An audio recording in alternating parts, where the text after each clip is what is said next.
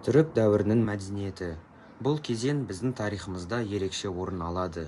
Себебі дәл осы дәуірде түркі халықтарының дүниетанымы, діні, жазуы мен ғылымы қалыптасты. Бірінші түріктердің діни наным сенімдері. Ежелгі түріктер негізінен тәңіршіл болған, яғни олар көк тәңірді бүкіл әлемнің иесі деп санаған. Жоғарыда көк, төменде қара жер жаралғанда, екеуінің арасында адам баласы пайда болды деген түсінік сол замандарда қалыптасқан.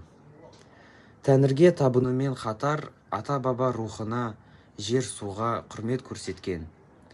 Мысалы, қасиетті таулар мен өзендерді киелі санаған. Кейін 8 ғасырдан бастап ислам діні тарай бастайды. Исламның келуімен бірге қоғам өмірінде үлкен өзгерістер болды. Мешіттер, медреселер салынып, жазу сызуға араб әліпбиі қолданылды.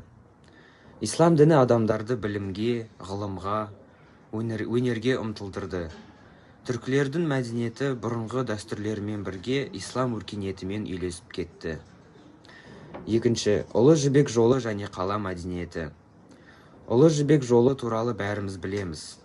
Ол Қытайды, Үндістанды, Таяу Шығысты, тіпті Еуропаны да байланыстырған үлкен сауда жолы болып табылады. Осы жолдың бойында түркілер мекендеген қалалар орналасқан. Мысалы, Тараз, Сайрам, Отырар сияқты ірі қалалар орталыққа айналды. Бұл қалаларда базарлар, керуен сарайлар жұмыс істеді. Саудагерлер жібек, дәмдеуіш, алтын, күміс сияқты тауарлармен бірге идеялар мен мәдениетті де алып жүрді. Мысалы, сол кезде қолөнер өте дамыды. Зергерлік бұйымдар, қыш ыдыстар, әшекейлер жасалды. Қала мәдениеті өркендеп, сәулет өнері де жоғары деңгейге көтерілді. Енді үшінші, көне түрік жазба ескерткіштері. Түркі халықтарының бізге жеткен ең үлкен рухани қазынасының бірі Орхон-Енисей жазбалары.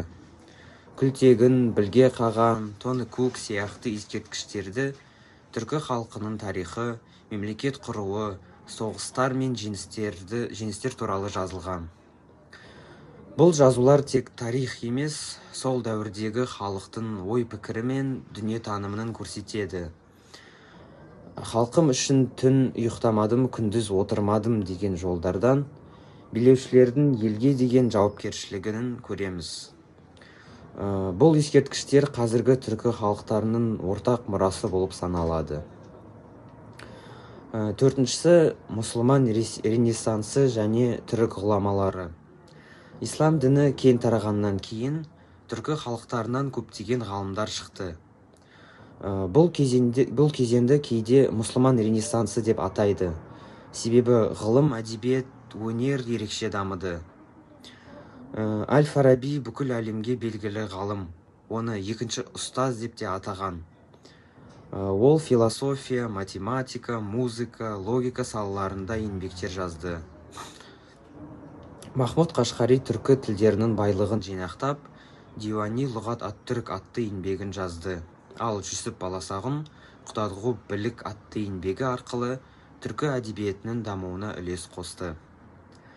Сонымен бірге Бируни, Ибн Сина сияқты ғалымдар да осы дәуірде ғылымды биікке көтерді. Бұл ғұламалардың еңбектері тек түркі халықтарына ғана емес, бүкіл әлем өркениетіне үлкен үлес қосты. Сонымен түрік дәуірінің мәдениеті өте бай әрі алуан түрлі болды. Тәңіршілдіктен исламға өту, Ұлы жібек жолының дамуы, қала мәдениетінің өркендеуі, көне жазба ескерткіштер және ұлы ғалымдардың еңбектері барлығы да түркі өркениетінің қаншалықты биік болғанын көрсетеді.